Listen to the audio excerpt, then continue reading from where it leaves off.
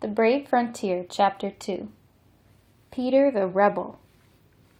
The night chores being finished, Peter threw himself down on the grass under the oak tree in the side yard, tired in every muscle. He had been used to raking hay when his father was alive, but not for such long hours. The moon had risen by this time, and the moonbeams trickled down through the branches of the oak. An owl hooted dismally down in the orchard. Peter was so tired that he would soon have been asleep, lying on the hard ground. But he heard hoofbeats coming up the road, and then a man's voice saying, "Whoa!" at the gate. He heard the gate in the picket fence open, and then the click of its closing. "I wonder who that is," he thought, as he raised himself on an elbow. He saw the man come up the path between the rows of geraniums that made a brilliant border by daylight. "Good evening, Uncle Tunis," Peter said, as he recognized another uncle who lived nearer the village of Weisersdorf. Uncle Wilhelm came out of the house and greeted his brother. They talked about plans for exchanging work to help each other in the wheat harvest. "With Jacob still up north with the army, I am alone to do all the work. One man can't harvest wheat alone, so I'll be glad to help you if you will help me when the harvest time comes," said Tunis. "Jacob shouldn't stay in the rebel army," said Wilhelm. "Let the Yankees fight their own battles." "I think it is our battle too," said Tunis. "Anyway, the rebels have no chance of winning." "Our men are brave." "Oh, yes, I'll admit that, but they have had no training to be soldiers.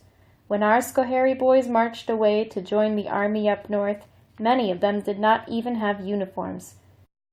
How are they going to win against the well-drilled redcoats?"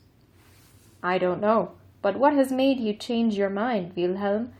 I thought you were on the patriot side the last time I talked with you." Peter, on the grass under the oak tree, wanted to speak up and tell about the protection paper, but he dared not. Uncle Wilhelm avoided the question and talked about the weather and the crops. When Uncle Tunis rose to go home, he came over and said, "Come down to see us, Peter. We don't see much of you now that summer is here and the farm work has to be done." It struck Peter that his uncle's voice was much like his father's, firm but gentle. He thanked Uncle Tunis and said he would be glad to come some day when it rained and they could not work in the fields. He went to the gate and untied the horse for his uncle, making an excuse to get near him and whisper, "Tell the committee they had better be on the watch." "What do you mean by that?" "That is all I can say." Uncle Tunis swung up in the saddle and started home, while Peter went back and lay down on the grass under the oak. "Time for bed, Peter. We have to be up at 5 in the morning," came Uncle Wilhelm's voice from the stoop.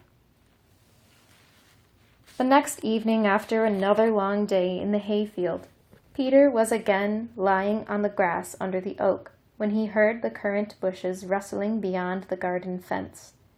He reached for his gun as a man opened the garden gate and came through it. He watched as the man stepped softly to the side stoop, where Uncle Wilhelm was resting in an easy chair.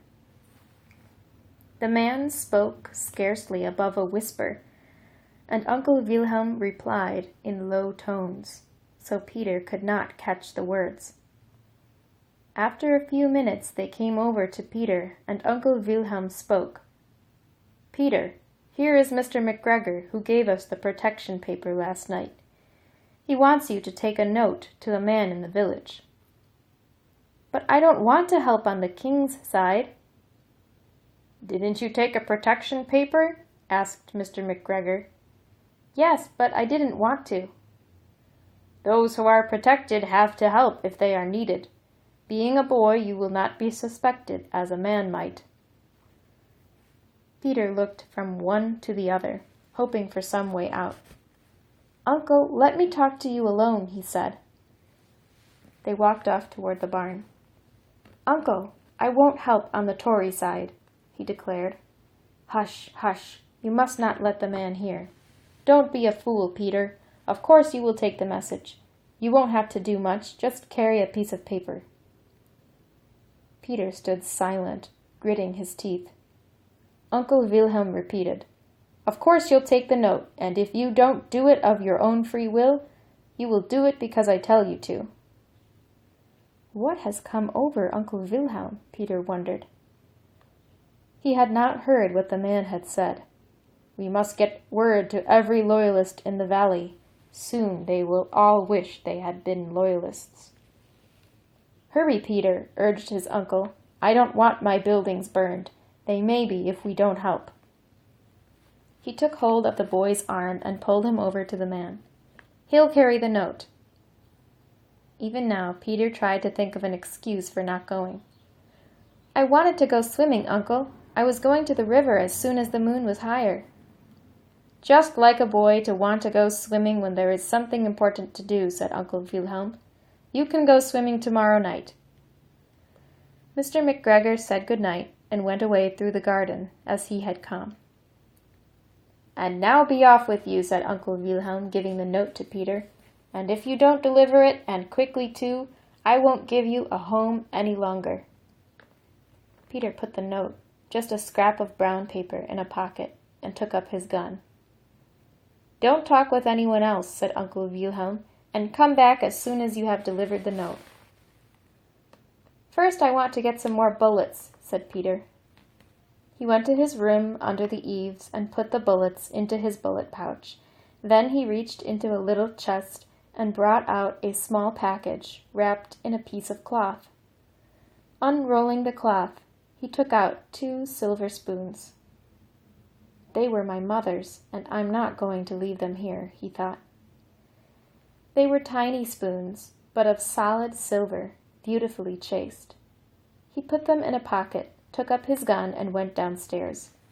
Passing the cupboard in the kitchen, he saw 2 pewter plates, from which he and his sister had eaten when they were small.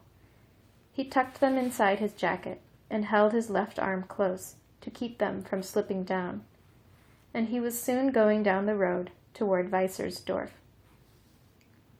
All the while as he walked, he kept thinking about the errand he was forced to do. He kept wondering what his father and mother would say if they knew that he was helping the king's side. When he came to a little creek that flowed across the road under a little wooden bridge, he sat down on the bank and did some more thinking, as he listened to the rippling of the water over the stones. Soon he took the note and the protection paper out of his pocket and held them up before his eyes in the moonlight that trickled down through the branches of the willows. The note he could not make out at all. The words did not make sense to him. They were in English, but he knew English as well as German, for he was taught both in school. "I'll not deliver it," he said, half aloud. "I'll not help the king's cause." He put it back in his pocket. Then he looked at the protection paper, shook his fist at it, tore it into small bits which he threw into the creek, where they were carried away by the current. "There! Now I'm free," he said aloud. Taking up his gun, he walked over the bridge across the creek and hurried on with a lighter heart.